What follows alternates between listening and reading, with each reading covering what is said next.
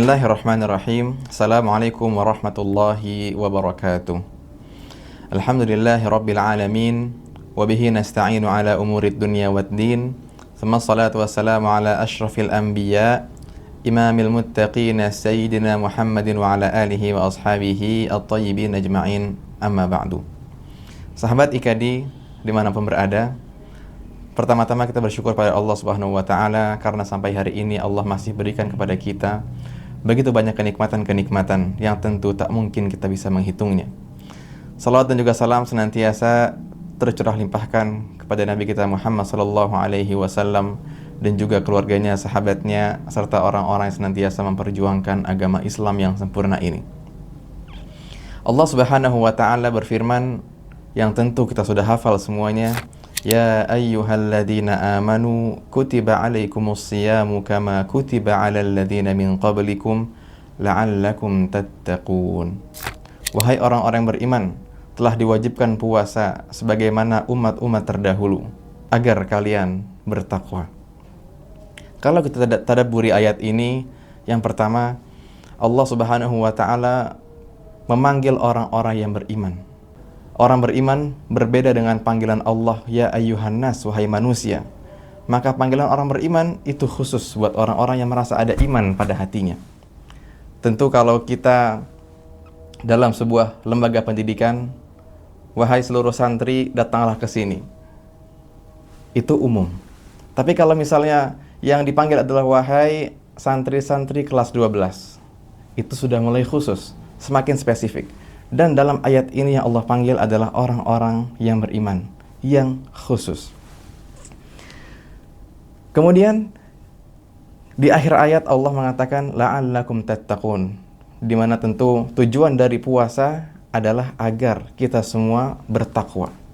Dan kalau kita melihat sabda Nabi sallallahu alaihi wasallam, at-taqwa hahuna.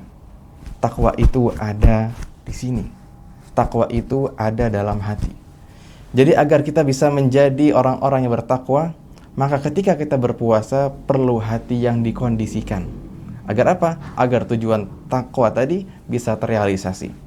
Ada sebuah kisah yang cukup menarik yang rasanya perlu kita jadikan bahan untuk berevaluasi. Ada seorang pemuda datang ke seorang syekh dan mengatakan, wahai syekh, aku mendengar bahwasanya setiap maksiat itu akan ada hukumannya. Dan sungguh aku telah begitu banyak melakukan kemaksiatan, tapi sampai hari ini tidak ada hukuman yang aku rasakan. Kemudian syekh tadi mengatakan, justru Allah telah menghukum dirimu, tapi kamu nggak sadar. Bagaimana mungkin, kata pemuda tadi.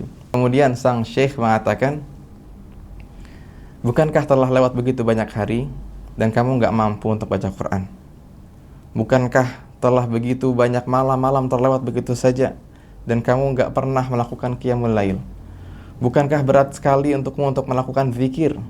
Bukankah berat sekali olehmu untuk melakukan kebaikan-kebaikan? Bukankah telah lewat begitu banyak waktu-waktu kebaikan? Bulan Muharram, bulan Rajab, bulan Dzulqa'dah, Dzulhijjah, tapi kamu tidak memanfaatkan waktu itu dengan baik.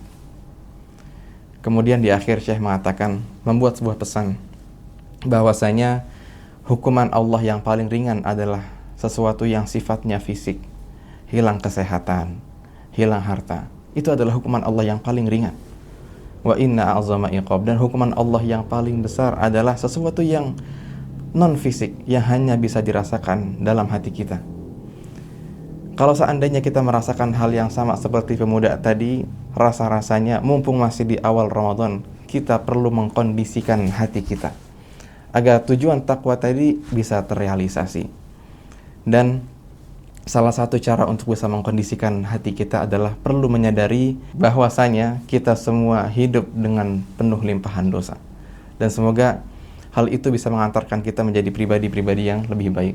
Karena ada sebuah kaidah, al-istish'aru bit-taqsir yu'addi ila tatwir. Dengan merasa diri penuh dengan kealfaan akan mengajak seorang untuk berubah menjadi lebih baik. Jadi mumpung masih di awal Ramadan, agar tujuan puasa terrealisasi, kita kondisikan hati kita agar la'allakum tattaqun bisa kita wujudkan. Semoga yang singkat ini ada manfaatnya. Barakallahu fikum. Wassalamualaikum warahmatullahi wabarakatuh.